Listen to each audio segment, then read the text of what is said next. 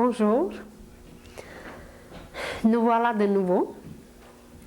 La semaine passée, nous avons parlé d'observation. Nous nous sommes arrêtés très peu sur certains degrés d'un travail qu'un disciple, un élève, un néophyte doit accomplir quand il commence à s'étudier, quand il commence à entrer, quand il se prépare plutôt à entrer dans une école divine où il va développer la conscience cosmique, où il va être harmonisé avec les lois universelles pour se préparer à devenir un citoyen de l'univers, pour se préparer à devenir un homme parfait. Et par quoi commence ce travail? On s'est dit déjà que pendant des siècles et des siècles, on nous dirige vers l'observation.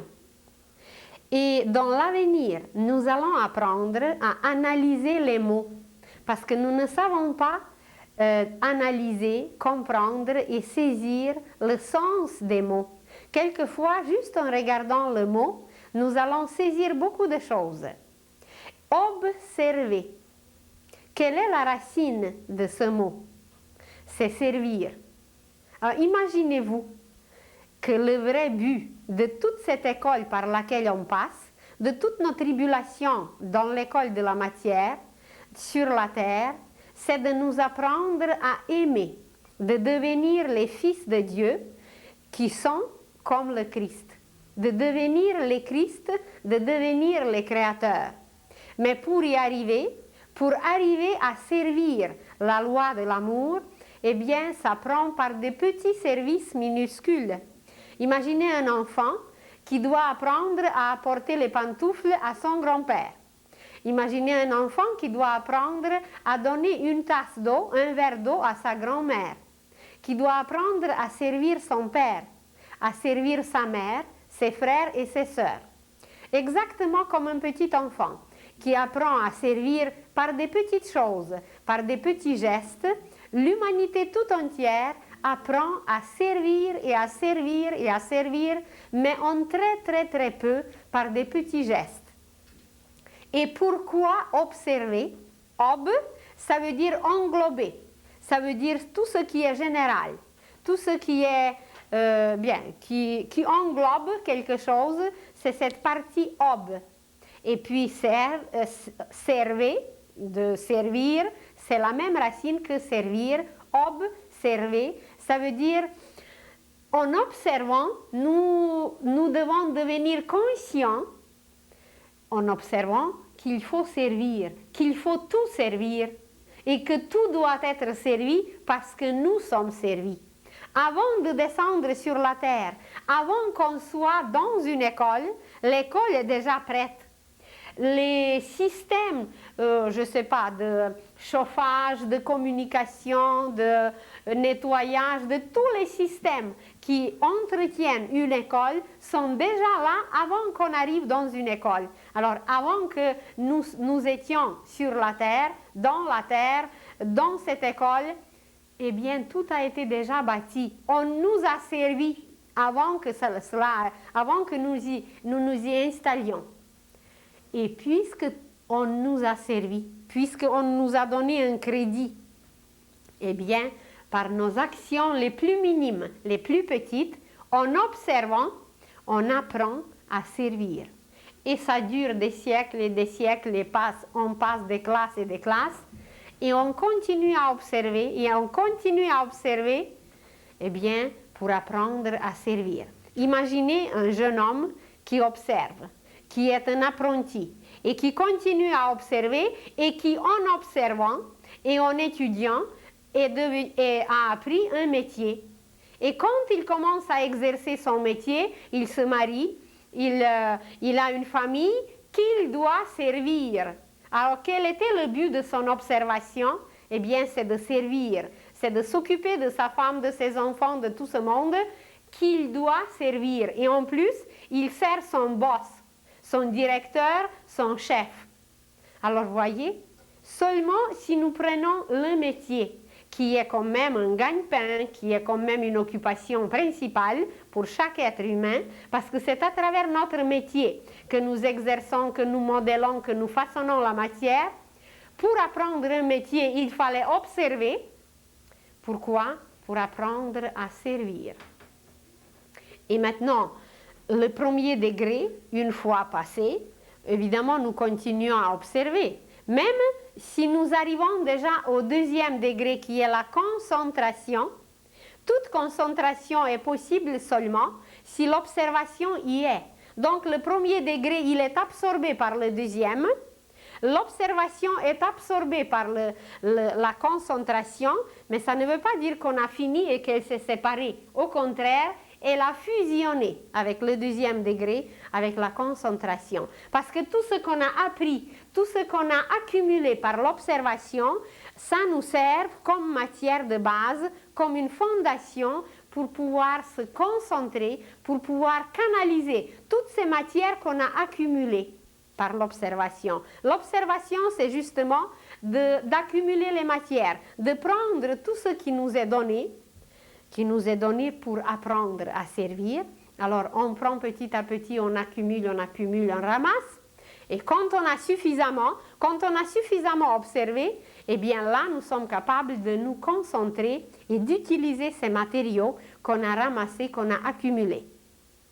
Et on s'est dit déjà, c'est quoi se concentrer? C'est aller avec le centre. C-O-N, c'est toujours avec, le préfixe avec, plus la racine qui veut dire centre.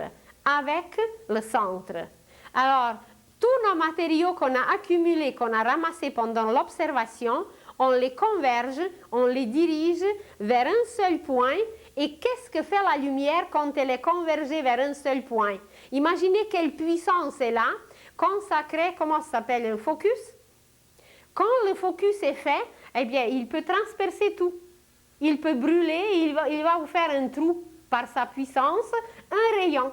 Un rayon, imaginez quelle est sa puissance. Et pourquoi pas la pensée? Pourquoi pas la pensée qui doit pénétrer partout, qui doit communiquer, communier, apprendre, attirer, transmettre, etc. Eh bien, la pensée, c'est la lumière. C'est une matière lumineuse et nous pouvons faire la même chose qu'un focus, qu'un rayon qui est projeté vers un seul point. Et comment ça s'appelle maintenant dans le monde moderne? C'est de former, de créer un laser. Laser, L, light, A, amplification, S, je ne sais plus. De toute façon, c'est amplifier la lumière et la diriger vers un seul point où elle est capable d'accomplir ce que l'humanité nomme des miracles.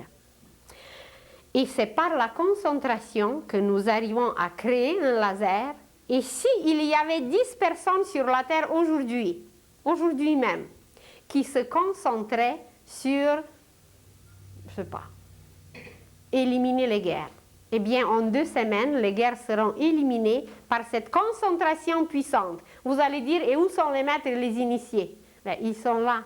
Mais c'est de nous qu'il s'agit, c'est des élèves qu'il s'agit, ce n'est pas des maîtres et des initiés. Eux, ils ont passé par leurs examens. Mais c'est à nous aujourd'hui d'y passer et de montrer comment nous sommes capables de nous observer, comment nous sommes capables de nous concentrer. C'est par notre concentration que nous allons passer par l'examen et que l'humanité va rehausser ses vibrations, ses qualités, ses vertus et que c'est à nous d'amener l'humanité vers un degré supérieur de la conscience. Alors, ça prend 10 personnes. Et qu'est-ce que ça veut dire, ces 10 personnes? C'est 10 justes dont on parle dans la Bible. Pourquoi 10? Parce qu'il y a 10 degrés de la conscience dans l'univers. Nous avons déjà vu l'arbre de vie qui représente 10 degrés de la conscience, 10 degrés des ordres angéliques.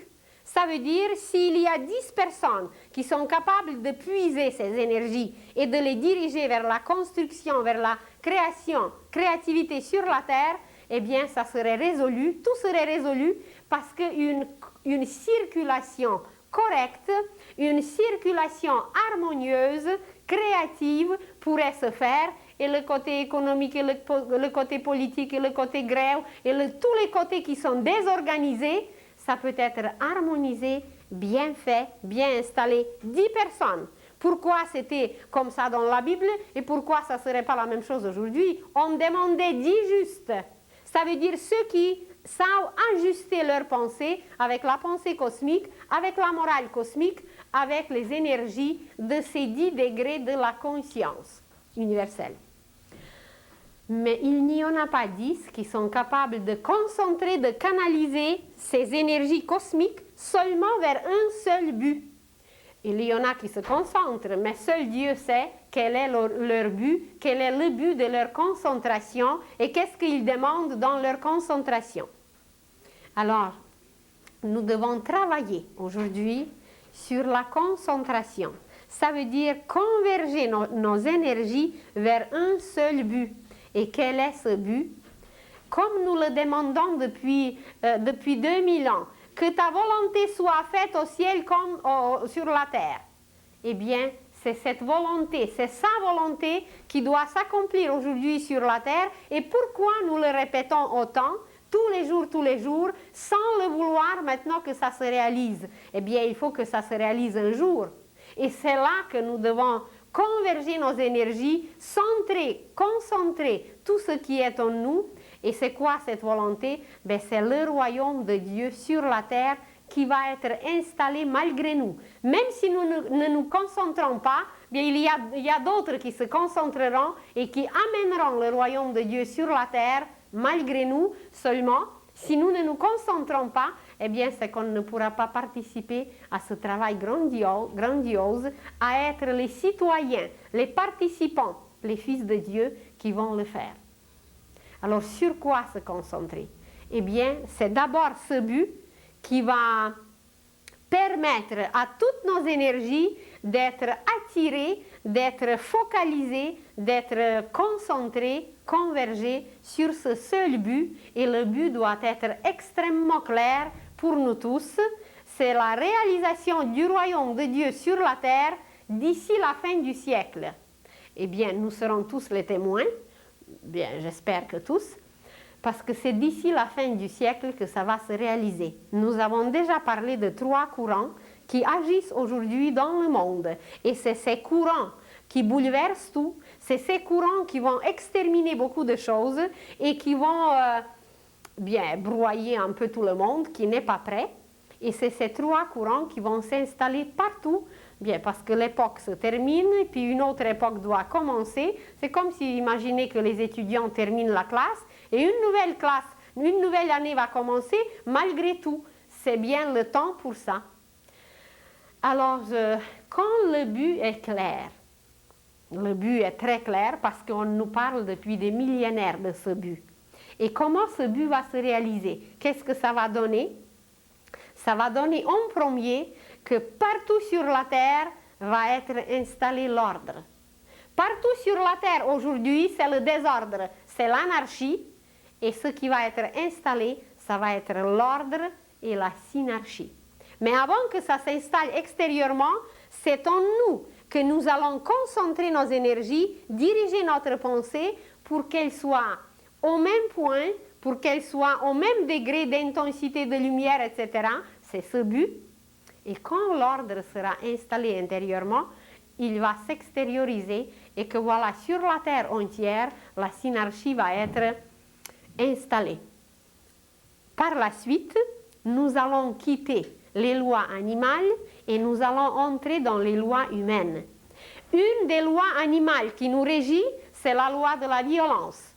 Et tous ceux qui voudront continuer la violence sous une forme quelconque, ce n'est pas nécessaire qu'on accomplisse des crimes visiblement, parce qu'on a peur, parce qu'on n'ose pas.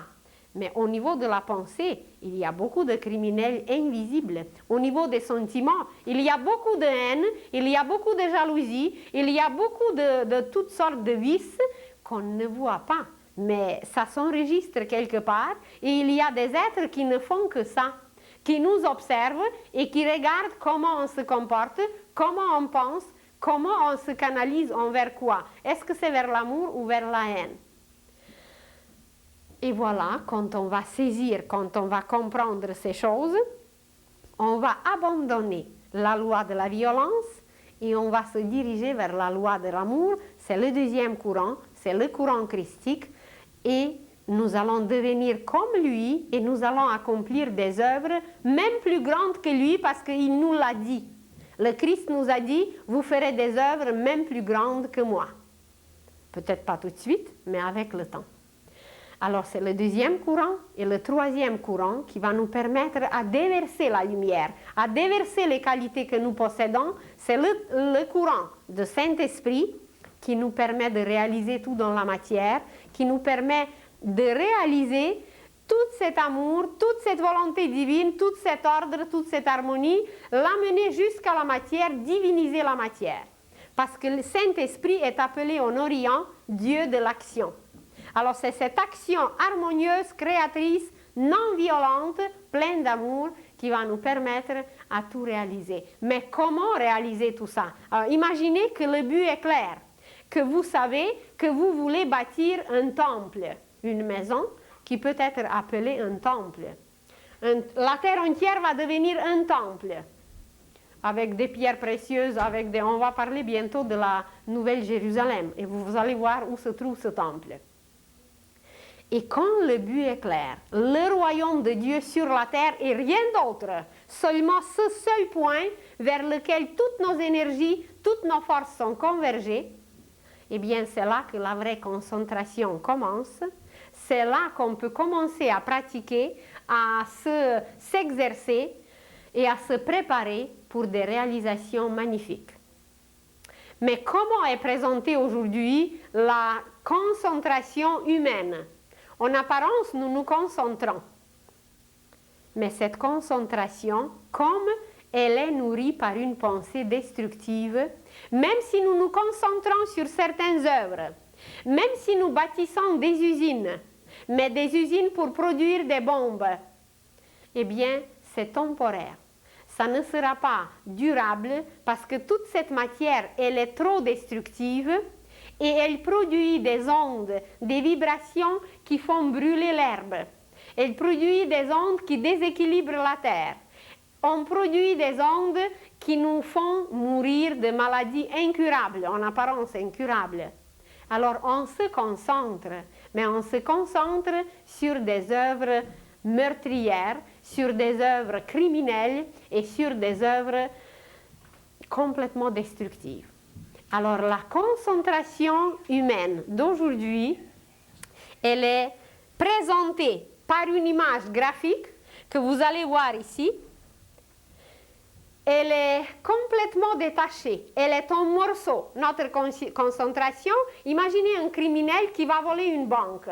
Il se concentre sur quelque chose, il doit acheter les clés, il doit acheter les pistolets, il doit accomplir toute son œuvre destructive, mais c'est décousu, c'est détaché, c'est complètement débalancé, c'est un décalage de tout ce qui existe en lui. Il va réaliser quelque chose, mais ce n'est pas durable. Une usine qui produit des bombes, eh bien, premièrement, les résultats, la gloire de cela, ce n'est pas pour l'éternité. Même si ça va durer tout un siècle, mais ça va être démoli un jour. Et même ceux qui l'ont fait, ceux qui l'ont produit, leur concentration est nulle. Alors l'image que vous voyez, c'est l'image de la concentration d'aujourd'hui qui est complètement débalancée, décousue, détachée. Chaque morceau que vous voyez ici, c'est des petites concentrations, mais sur des œuvres de violence, sur des œuvres criminelles et sur des œuvres de la destruction. Et toute cette périphérie qui doit exprimer une lumière, toute cette périphérie qui doit devenir comme un soleil, elle devient comme des épées dirigées vers dedans et comme des épées dirigées vers l'extérieur. Ça nous détruit, ça nous ronge intérieurement parce qu'il y a des remords, parce qu'il y a quelque chose qu'on a transgressé et on le sent. Et vers les autres, eh bien, on les tue, on les mord, on les ravage, on les rend malades, on les désharmonise, déséquilibre et puis on dégringole. Alors, c'est une image graphique de la concentration de l'homme d'aujourd'hui qui n'a aucune dureté, qui ne peut nous amener que vers la mort. Parce qu'on se concentre vers le bas, ça veut dire un courant descendant, un courant qui amène la mort. Et l'homme intelligent va abandonner cette concentration destructive. L'homme intelligent va vouloir de se lier à son âme, de se lier à une source éternelle de génie, de puissance, d'un potentiel qui lui permettra non seulement de créer des nouvelles fleurs sur la terre, non seulement d'accomplir des œuvres durables sur la terre, non seulement transformer son corps en or et en lumière, mais qui lui permettra d'accomplir des œuvres cosmiques. Au lieu de faire des usines, de bâtir des usines pour les bombes, eh bien, il ira sur une autre planète de faire des études inimaginables. Il voyagera à travers l'univers, il ira sur le soleil pour parler aux archanges et pour apprendre des lois universelles.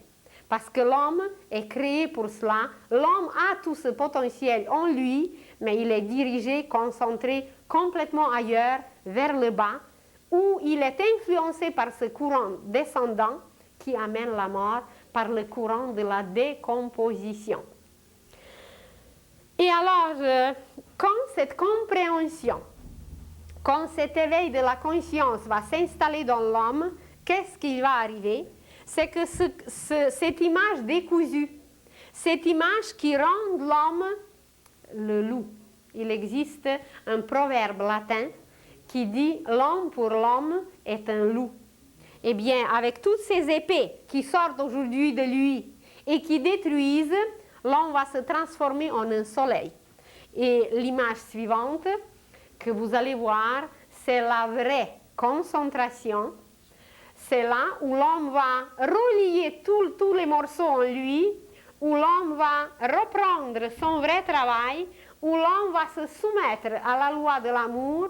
Se soumettre, c'est tout simplement devenir le maître. Et regardez, ce centre dont on parle, concentré. Se concentrer, c'est aller avec ce centre qui est en nous. C'est un noyau divin qui est en nous. Et c'est de ce noyau divin que nous allons tout puiser. Et ça fait par la suite une spirale superbe, que toutes les énergies sont reliées. Tout ce que vous avez vu sur l'image précédente qui était décousu, détaché, ça va être relié. Et en se reliant ainsi, tout autour, l'homme va créer des rayons. L'homme va projeter des rayons. Ce ne seront plus des épées destructives, mais ce seront des rayons de lumière. L'homme va rayonner. L'homme d'aujourd'hui pense qu'il est fort parce qu'il a dans ses mains une épée. Mais en réalité, l'homme fort, ce n'est pas celui qui raisonne, mais celui qui rayonne. Et il n'a pas compris cela. Et quand il va le comprendre, eh bien, c'est qu'il s'occupera de ces rayons. C'est qu'il se concentrera sur cette lumière. Il va savoir qu'en lui, il y a un noyau de potentiel du Père, de potentiel universel, de potentiel divin. Et il ira puiser en lui-même cette lumière qu'il va déverser sur tout le monde. Et quand il va déverser sur tout le monde, il va devenir homme Verseau. Le mot même nous le dit. Et seul homme qui se trouve sur le cycle, sur le cercle zodiacal, c'est Verseau. Et l'homme va devenir le Fils de Dieu, l'homme Verseau, qui déverse sur tout le monde sa force créatrice, sa force bénéfique. L'homme va devenir un mage blanc quand il va apprendre à puiser en lui-même toute cette puissance divine, parce qu'elle y est déposée depuis longtemps. Comme Moïse nous a dit que l'homme est créé à l'image de Dieu, pourquoi il n'a pas ajouté qu'à sa ressemblance aussi? Alors seulement par la suite, ça a été rajouté que voilà, et qu'il doit devenir à sa ressemblance. Nous sommes à l'image, ça veut dire que nous possédons cette sémence en nous. Mais la petite sémence, un gland, ne ressemble pas à un chêne. Alors, seulement en devenant un chêne, seulement en faisant pousser cette puissance qui est contenue dans la petite sémence, l'image va ressembler au Père. Alors, être à l'image de Dieu, c'est posséder la même puissance, posséder le même potentiel, mais en germe. Mais puisqu'il est là en germe, c'est à nous de le faire pousser. Et c'est justement cette école de la matière, c'est pour faire pousser cette puissance qui a été déposée en nous. C'est de se centrer sur cette sémence, d'ailleurs elle est ronde, c'est un petit point divin qui est en nous et qu'il faut pousser par quoi? En cultivant les vertus, en s'arrêtant sur les qualités, en s'ajustant avec les lois universelles, etc., etc. Alors, c'est quoi la concentration? La concentration, c'est de puiser, d'utiliser cette énergie divine qui était déposée en nous pour la faire extérioriser, parce qu'en réalité, elle est dedans. Et comment l'extérioriser? C'est en ayant un but précis. Si vous n'avez pas, imaginez que vous possédez des matériaux et des matériaux en or, que vous possédez une richesse extraordinaire et que cette richesse, les millions, les matériaux de construction, vous pouvez bâtir une cité, vous pouvez bâtir une ville. Mais si vous n'avez pas ce but de bâtir quelque chose, bien, vos matériaux vont pourrir, moisir, se rouiller et ça ne sera pas utilisé. Et même si c'est en or, eh bien, ça sera comme ça, en or, et puis ça va rester comme ça. Imaginez que vous possédez des wagonnettes et des wagonnettes d'or, et que chaque wagonnette, c'est une acquisition d'une vie. Mais si vous ne mettez pas ces wagonnettes sur des rails, et si vous n'avez pas le but où les amener, et qu'en s'en allant jusqu'au but de distribuer cet or, d'utiliser cet or, eh bien, vos wagonnettes vont rester, et personne ne saura même que vous possédez ces wagonnettes. Bon, prenons un autre exemple. Imaginez que vous avez un crayon, un stylo en or, que vous avez le papier de meilleure qualité au monde et que vous avez un vocabulaire de poète. Et même vous prenez votre crayon et vous écrivez une lettre avec votre vocabulaire et en vers, en poésie la plus belle. Mais si vous n'avez pas l'adresse de la destination, si vous n'avez pas le destinataire, ça veut dire le but, eh bien votre lettre va rester comme ça. Donc les efforts seront inutiles parce que le but n'est pas là.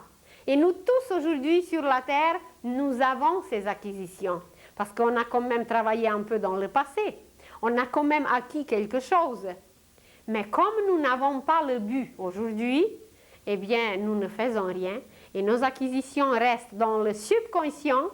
Au lieu de les amener vers la conscience et par la suite vers la superconscience, nous les gardons dedans et nous ne faisons rien. Pourquoi?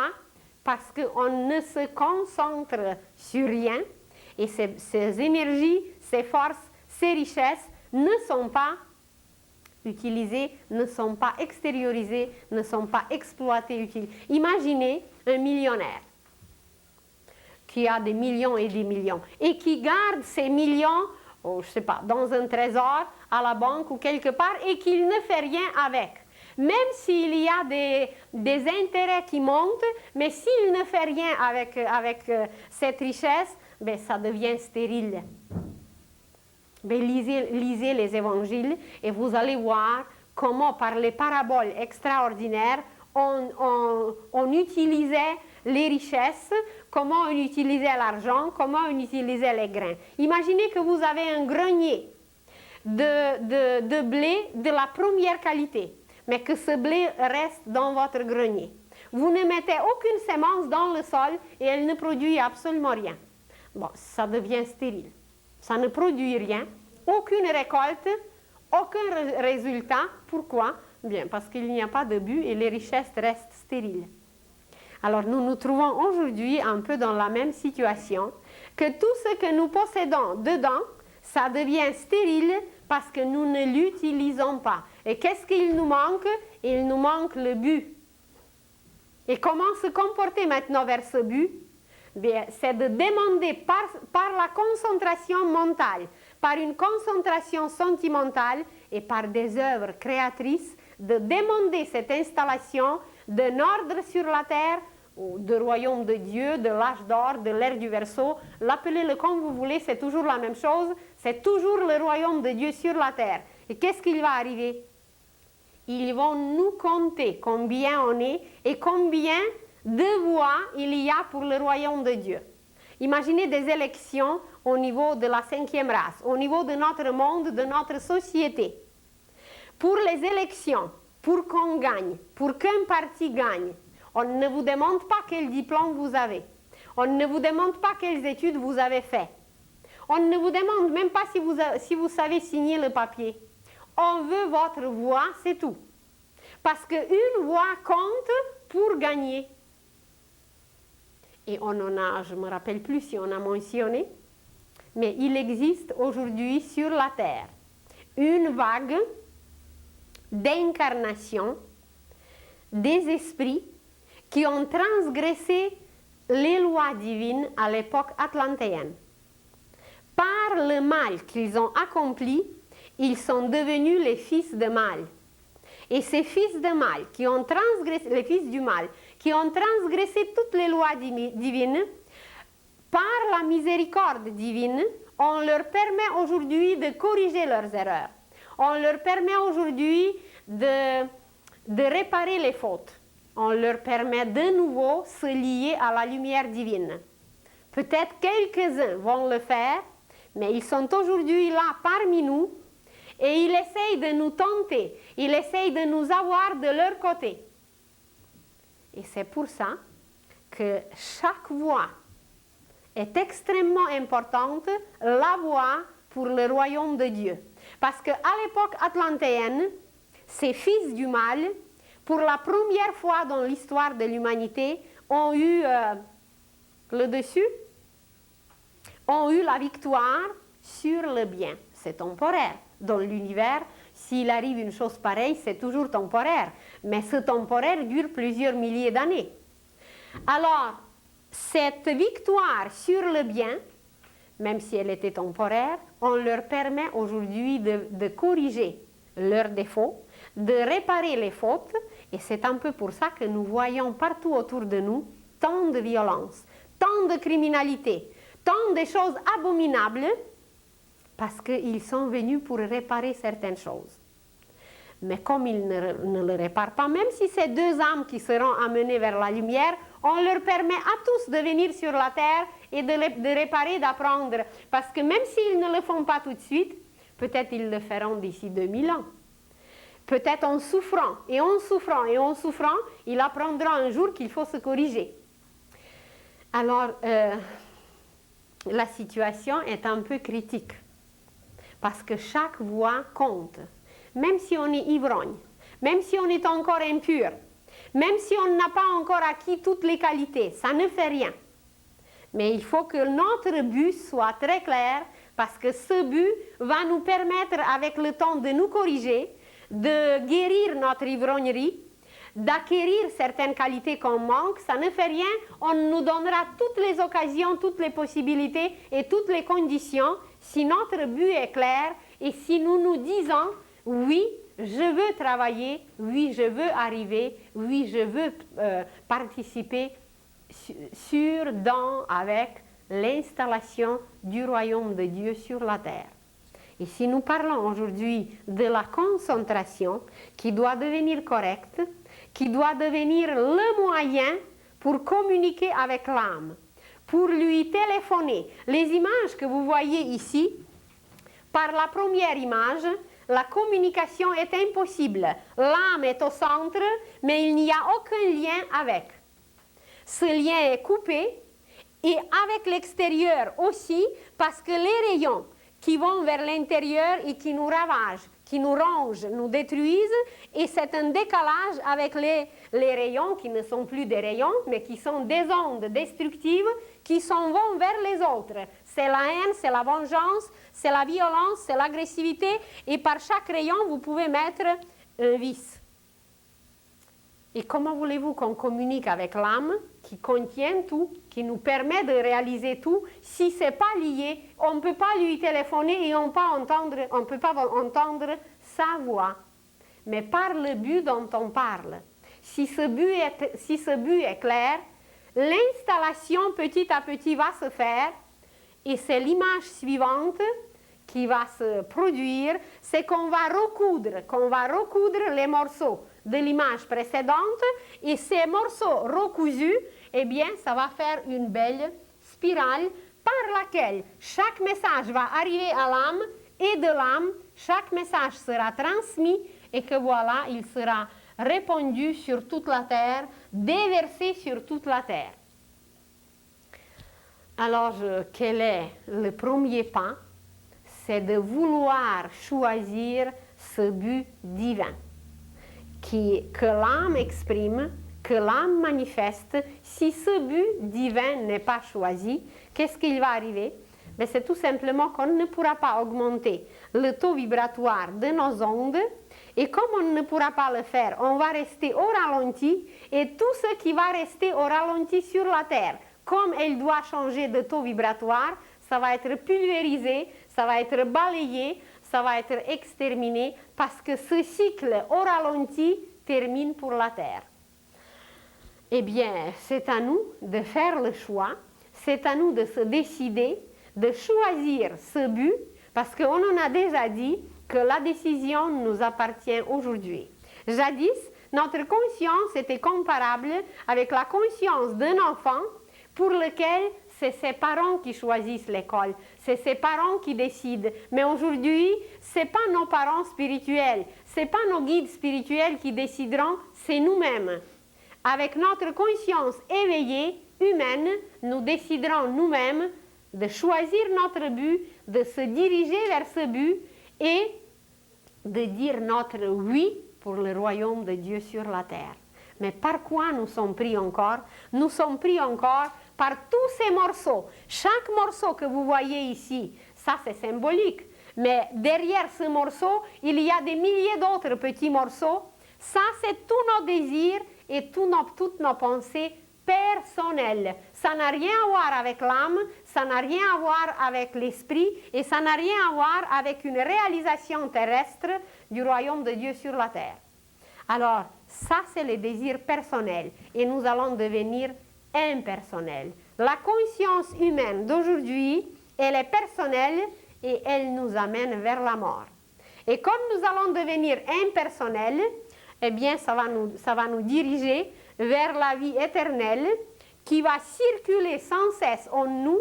Et si Mathusalem a vécu 960 ans, bien pourquoi pas nous, dans un seul corps. Si dans la Bible, il y a des personnages bibliques, des femmes qui ont eu les enfants à 90 ans, peut-être même plus tard, mais pourquoi pas nous? Dans un corps physique, on peut amener sans cesse la lumière, mais avec cette concentration. Et ce n'est pas tout. On a parlé de l'observation qui est le premier degré pour nous amener à la concentration. On nous apprend à servir par l'observation, à faire des petits gestes, pour arriver à la concentration, parce que qu'est-ce que la concentration nous permet? Elle nous permet d'être liés à la source sans cesse. Alors, la concentration, c'est un moyen pour aller puiser, pour aller chercher de l'eau à la source. C'est ça, se concentrer. Se concentrer, observation, c'est de trouver la source. Quelle est en nous? Connais-toi toi-même, c'est ça? On a observé des milliers d'années et aujourd'hui, on devient conscient que la source de la lumière est en nous, que Dieu est en nous. Et par cette observation, quand on découvre, eh bien, même la science va découvrir qu'on a du pétrole dedans. Mais pas peut-être exactement par la structure chimique comme le pétrole extérieur, mais il y a du pétrole extraordinaire en nous qui nous permettra de voyager à travers l'espace. Si le pétrole accomplit un rôle extérieur tel qu'il accomplit, eh bien, c'est qu'il nous extériorise. Parce qu'on se dit déjà que tout ce qui est extérieur, c'est intérieur d'abord, et ça nous extériorise. Alors, on va découvrir d'abord toutes ces merveilles pour les utiliser, bien, toujours à la réalisation de ce but divin. Alors, imaginez que par l'observation, on nous a appris à servir, à trouver une source, en donnant toujours un geste harmonieux, en offrant quelque chose aux autres, c'est à travers ces gestes que nous arrivons un jour à la source. Et que voilà, une fois la source découverte, par l'observation, nous pouvons aller puiser constamment à cette source. Et quand nous nous relions à cette source, eh bien c'est là que la concentration est valable, c'est là que la concentration devient constante, constructive, créative et que l'homme entre vraiment dans le vrai travail. Qu'est-ce que c'était auparavant? Vous dites, bien, on ne connaît pas tout ça, mais on travaille pareil. Oui, mais c'est du bricolage. Ce n'est pas le travail, c'est des bricoles de rien du tout. Ce n'est pas la vraie construction, ce n'est pas une participation aux lois universelles. Ben, c'est des petites bricoles qui ne sont pas durables, qui nous permettent quand même de toucher quelques matières, mais ce n'est pas durable parce que la puissance de l'esprit ne s'y manifeste pas. Et alors, quand on a trouvé la source, comment boire cette source? Comment boire, vous voyez, c'est des degrés et des degrés. De chercher la source, c'est l'observation, et de trouver la source et d'y puiser, de prendre l'eau, eh bien, c'est la concentration. Et être constamment lié à cette source divine qui est évidemment en nous. C'est cette source divine qui est en nous. Et quand on y puise, alors après, il y a la manière de boire. Quand on va aller plus loin, on va découvrir que nous ne savons ni manger, ni boire, ni respirer, ni travailler, ni s'asseoir, ni aimer, ni travailler. En réalité, on ne sait pas grand-chose. Vous allez dire, oui, mais on mange depuis des millénaires, on boit depuis des millénaires. Oui, mais ça ne veut pas dire qu'on le fait correctement. Imaginez que la 5e race d'aujourd'hui, elle respire avec 1/3 de poumon. Et quand nous allons parler des chakras, vous allez voir que nous ne savons pas respirer. Et que nous ne savons pas nous asseoir. Qu'on s'assoit n'importe comment, parce que tout au long de la colonne vertébrale, il y a des courants extrêmement précieux qui doivent circuler. Et ces courants doivent exprimer quelque chose. Mais voilà, ça circule n'importe comment et on ne sait même pas qu'est-ce qui circule parce que la colonne vertébrale, elle est dans un état pas tout à fait comme il faut. Alors, on va apprendre par l'observation, par la concentration, on va apprendre avec le temps de bien respirer, de bien manger, de bien boire, de bien se concentrer, de bien travailler, de bien aimer, bien tout ce qu'on fait chaque jour. Tout sera composé des mêmes occupations, seulement ces occupations vont nous rendre génies, mages, théurges. Ça va nous permettre de devenir des créateurs tout simplement. On va encore se laver pendant longtemps. On va encore manger pendant longtemps. Mais la façon comment on va manger, on va toucher la chair du Christ. On va boire son sang. On ne sait pas aujourd'hui où ça se trouve. On ne sait pas aujourd'hui qu'est-ce qu'on touche. On n'est même pas conscient. On ne sait même pas comment s'asseoir à table. Comment voulez-vous de tirer quelque chose de cette chair du Christ? Et pourtant, on nous l'a dit. Et chaque fois que nous sommes à table, c'est sa chair qui est devant nous. Mais on ne sait pas qu'est-ce que c'est sa chair. Une orange. Pour nous, c'est rien. Mais peut-être c'est le symbole du soleil. Et chaque fruit a un symbolisme. Et dans chaque fruit sont cachées des qualités inimaginables.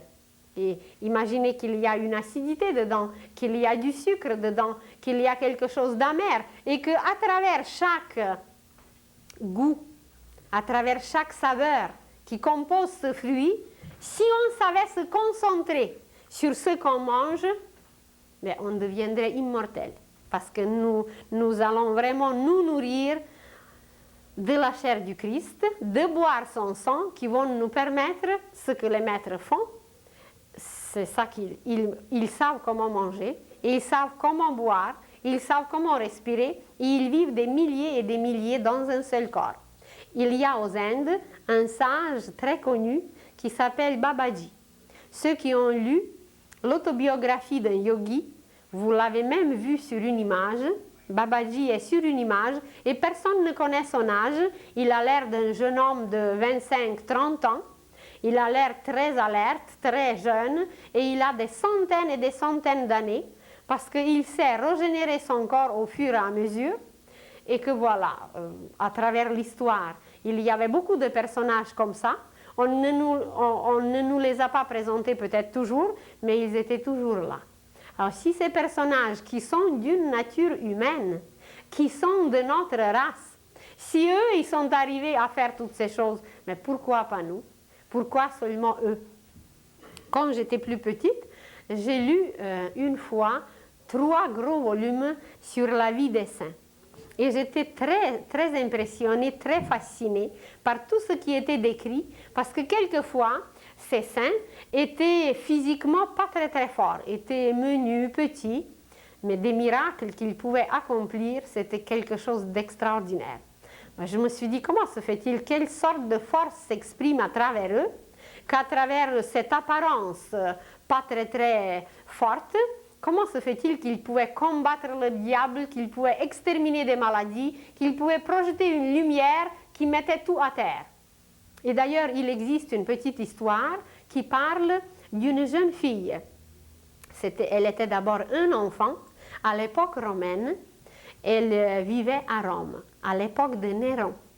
Et comme elle n'avait pas de parents, c'était une fille orpheline, une fois, dans la rue, un grand initié l'a découverte. Et elle l'a attiré, il a senti certaines émanations que cette fille dégageait. Il était très impressionné par ses yeux, par ses mains, et il a pris cet enfant dans la rue, et il l'a amené dans son château, et il a commencé à l'éduquer. Il a commencé à l'apprendre à bien parler, à bien se comporter, à bien s'habiller. Et à un certain moment, il s'est aperçu que de ses paumes, de ses mains, sortait une force extraordinaire. Qu'il y avait une fois un chien malade, et elle a juste passé sa main, et le chien était guéri. Qu'une autre fois, il y avait quelque chose d'autre qui était dérangé, qu'elle a passé juste sa main, et tout a été arrangé. Et quand il s'est aperçu que de ses mains sortent une si grande force, alors il a compris que c'est une fille bien spéciale, que c'est une fille qui possède, qui a développé dans le passé cette force, et bien qu'elle pouvait guérir, qu'elle pouvait faire des merveilles. Alors il la prenait un peu avec lui partout, et une fois ils sont allés jusqu'à l'empereur, jusqu'à Néron. Et quand Néron s'est aperçu de cette fille, elle lui a plu beaucoup. Et comme il pouvait se permettre tout avec les jeunes filles, il l'a invitée chez lui. Évidemment, lui, il avait ses désirs personnels, sensuels qu'il voulait satisfaire, mais il ne connaissait pas la puissance de la fille. Alors, il l'invite chez elle un soir, seul, pour le souper, etc. Et voilà, il voulait s'amuser un peu avec elle. Et elle a tendu seulement sa main. Et Néron était soulevé de la terre et il était projeté vers le mur et il a commencé à la supplier de le faire descendre sur la terre. Et la fille a fait le geste avec sa main et Néron, avec les promesses évidemment qu'il ne la touchera jamais, elle l'a fait descendre et puis elle est partie toute calme, toute paisible, comme si rien n'était. Et évidemment, comme la vie de Néron lui était beaucoup plus précieuse, alors il n'a pas osé toucher la fille et après il a fait courir des rumeurs que c'est une sorcière, que c'est une fille comme ça et comme ça, mais c'était tout simplement une fille qui a pu utiliser cette force qui sommeille en nous, qui est en état latent et quand cette force sera utilisée, eh bien nous ferons la même chose que Jésus faisait. Nous ferons un geste et voilà, un aveugle deviendra un homme comme tout le monde. On passera la main et voilà, quelqu'un sera ressuscité. Et déjà aujourd'hui, nous avons les moyens, même extérieurs, intérieurs étaient toujours là, mais même les moyens extérieurs pour réaliser ces choses. Mais nous ne nous préoccupons pas, nous ne voulons pas, nous ne cherchons pas, et puis comment voulez-vous qu'on fasse quelque chose? Si on ne cherche pas, c'est qu'on ne trouve pas. Hugo a dit, Dieu bénit l'homme non pour avoir trouvé, mais pour avoir cherché.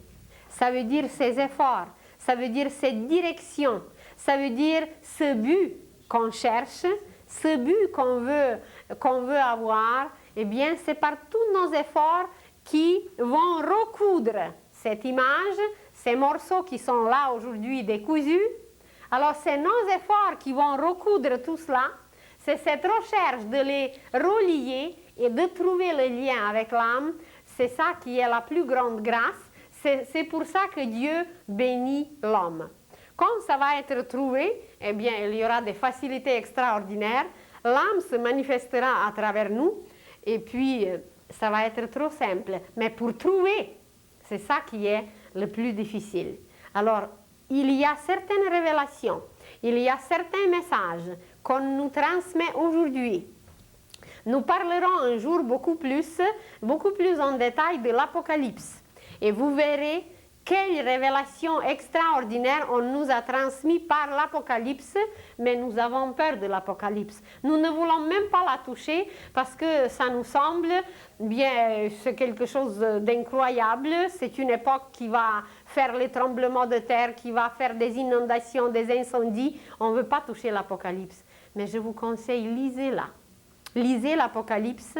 C'est des plus belles révélations sur nous, sur l'homme, comment l'homme doit devenir, comment l'homme doit se concentrer. Nous parlerons bientôt de la Nouvelle Jérusalem. On ne pourra peut-être pas parler de tout parce qu'une heure de temps en temps, ce n'est pas beaucoup. Mais nous nous arrêterons quand même un peu et vous allez voir qu'est-ce que c'est la Nouvelle Jérusalem. C'est l'homme lui-même. C'est un comportement nouveau. C'est des pensées nouvelles. C'est des sentiments nouveaux. C'est le but divin sur lequel ces nouvelles pensées, ces nouveaux sentiments savent se concentrer. Mais ça ne nous intéresse pas aujourd'hui beaucoup parce que ça ne nous apporte pas des gains, ça ne nous apporte pas des intérêts immédiats. Ça nous apporte des merveilles pour l'avenir, mais on ne se préoccupe pas trop de l'avenir. Alors, personne ne nous obligera. Une liberté nous a été donnée et que voilà, on va garder cette liberté. Mais le choix nous appartient aujourd'hui. Et puis, ceux qui voudront, eh bien, ils iront très très loin. Et ceux qui ne voudront pas, eh bien, ils resteront bien bien en arrière. Et quand on va finir avec la concentration, eh bien, ce n'est pas la fin. Ce n'est pas final. C'est juste qu'on a trouvé la source et qu'on s'est lié à la source. Mais après, il y a l'utilisation de la source. Imaginez que vous avez dans vos mains un flot, mais un flot extraordinaire. Et qu'est-ce qu'on peut faire avec ce flot? Si on ne sait pas l'utiliser, ben vous pouvez inonder toute une région. Mais si on sait l'utiliser, vous pouvez faire des oasis, vous pouvez faire d'une canalisation, et on n'a pas encore assez étudié comment ils ont fait les canalisations en Égypte, comment ils ont pu avoir 2 récoltes par année. Eh bien, ce sont des merveilles qu'on ne connaît pas. Alors, quand on est attaché déjà à cette source, c'est de savoir l'utiliser. Parce que l'homme d'aujourd'hui ne sait pas utiliser les énergies. Mais si vous voulez des preuves, bien les chaises électriques. L'électricité, c'est une puissance extraordinaire. C'est une lumière qui nous permet de lire, qui nous permet d'étudier, qui nous permet d'être chauffés, qui nous permet d'être éclairés, d'éclairer les villes, qui nous permet de faire des incubateurs et de chauffer des futurs bébés, etc. Mais l'homme aussi utilise cette énergie pour les chaises électriques pour exterminer l'espèce humaine. Vous prenez n'importe quelle autre énergie, c'est la même chose. L'énergie atomique, c'est la plus belle énergie, la plus puissante. Mais pour quel but l'homme l'utilise? Eh bien, pour exterminer les villes et des milliers d'êtres humains. Alors, voyez, par la concentration, l'homme est arrivé à se concentrer sur des morceaux, sur ces petits bouts, temporairement. Mais pourquoi? Mais pour faire exploser tout ce que les autres ont fait. Donc, ce n'est pas valable parce que ce n'est pas durable, c'est destructif. Et il est entraîné par ce courant qui va exterminer, qui peut même exterminer la race entière, l'humanité entière et même déséquilibrer bien le système solaire. C'est arrivé déjà dans l'univers que l'univers entier a péri à cause d'un comportement déplorable comme les humains le font aujourd'hui. Alors, comment utiliser la source? Voilà, même si on arrive à la bonne concentration, même si on a trouvé la source, mais comment l'utiliser? Ou inonder tout le monde, ou abreuver tout le monde, ou nourrir tout le monde, ou faire des chaises électriques. Vous voyez? Sur chaque degré, il faut savoir et il faut apprendre quoi faire. D'abord, comment observer, comment servir. Parce que ce n'est pas suffisant aujourd'hui de servir ou de vouloir servir. Parce qu'on peut servir Dieu, mais on peut servir le diable. C'est encore le choix qu'il faut faire aujourd'hui même avec notre observation. Et il ne faut plus observer la laideur. Il faut la transformer en beauté. Parce que dans la laideur, c'est les entités descendantes qui habitent. Et dans la beauté, c'est les entités éclairées, lumineuses, ascendantes qui nous amènent vers les degrés de la conscience élevée. Vous voyez, même pour servir, même pour observer, on ne sait pas.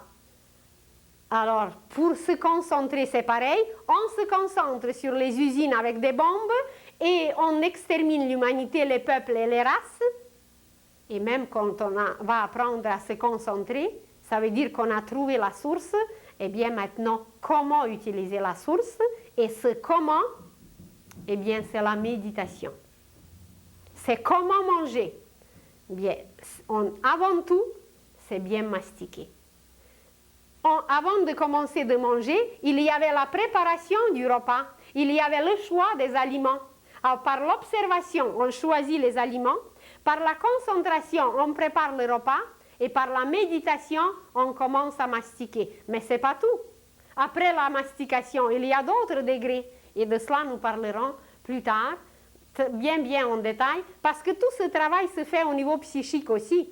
C'est pour ça que je vous ai parlé la semaine passée, que par cette observation qui n'est pas correcte aujourd'hui, eh bien, nous nous nourrissons des pelures. Alors, voilà, sur quoi se concentrer? Eh bien, sur un but élevé divin.